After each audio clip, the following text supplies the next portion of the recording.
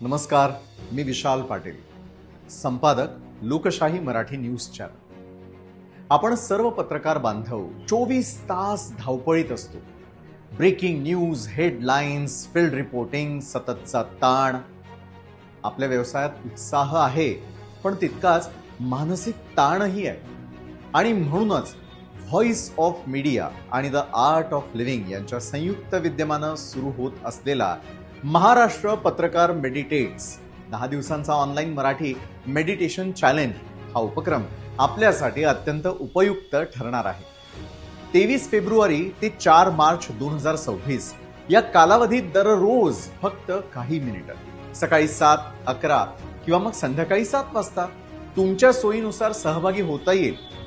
आपण इतरांना सतत माहिती देत असतो, पण स्वतःच्या मनाची काळजी घेण्यासाठी आपण किती वेळ देतो?